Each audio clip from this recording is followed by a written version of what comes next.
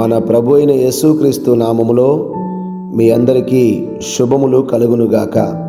ప్రతి ఉదయం ప్రభువుతో ప్రారంభం అనే ఈ కార్యక్రమాన్ని వింటూ మీరు, మీ బిడ్డలు, మీకున్న సమస్తము కూడా దీవించబడుతున్నాయని, ఆశీర్వాదానికి మీరు వారసులుగా మార్చబడుతున్నారని విశ్వసిస్తూ దేవుణ్ణి స్తుతిస్తున్నాను.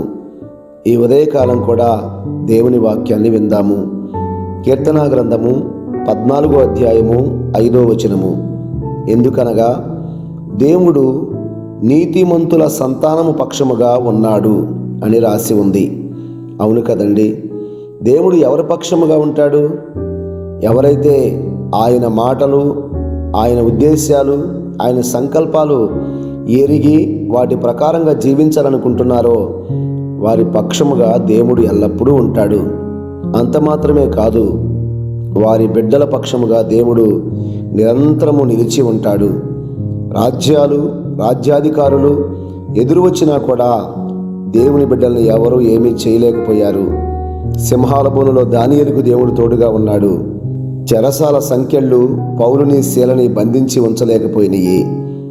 ఎలాంటి పరిస్థితులైనా దేవుడు మనకు తోడుగా ఉండి మన బిడ్డలకు తోడుగా ఉంటే అదే గొప్ప ఆశీర్వాదం.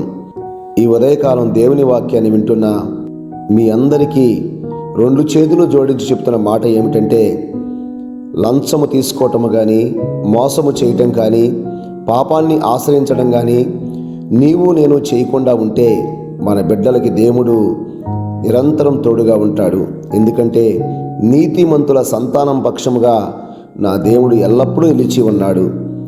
అబ్రహాముని పిలిచిన దేవుడు ఇస్సాకుకు తోడై ఉన్నాడు.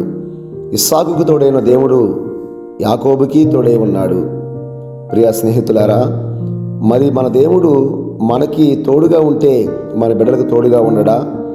మనం వెళ్ళే మార్గము దేవుని యొక్క సింహాసనం అయితే ఆ సింహాసనం ఎదుట మన కుటుంబాలన్నీ కూడా నిలబడతాయి. మన బిడ్డలు దీవించబడతారు. అలాంటి గొప్ప కృప దేవుడు మన మీద కుమ్మరించాలని వాగ్దానాలుగా దేవుడు ఎన్నో మన కోసం సిద్ధపరిచినా కూడా ఈ లోకం వైపు చూస్తూ ఒక నిమిషములో అల్పకాల పాపభోగాల వైపు చూసి మనం మోసపోకూడదు. మన నీతికి ఆధారం మన ప్రభు అయిన యేసుక్రీస్తు. ఆయన మార్గము, ఆయన వాక్యము మనల్ని నడిపించి బ్రతికించి మన కోసం ఉన్నతమైన స్థానాన్ని సిద్ధపరిచింది. అది మనం అందుకుందాం, మన పిల్లలకి అందిద్దాం. చిన్న ప్రార్థన చేసుకుందాం. సర్వశక్తిమంతుడైన మా కన్న తండ్రి, మాకు తోడుగా ఉండటం మాత్రమే కాదు, కానీ మా సంతానము కూడా మీరు తోడుగా ఉన్నారని, మా బిడ్డల యొక్క భవిష్యత్తు మీ చేతిలో ఉందని, అది ఎంత గొప్పగానో ఆశీర్వాదకరంగానూ ఉంటుందని మేము నమ్ముచు యేసు ప్రభు పరిశుద్ధ నామములో ప్రార్థించి స్తుతించుచున్నాము పరమ తండ్రి. ఆమెన్. మహాగణుడైన మన యేసయ్య మన కుటుంబాలకి దినమంతా తోడై ఉండునుగాక.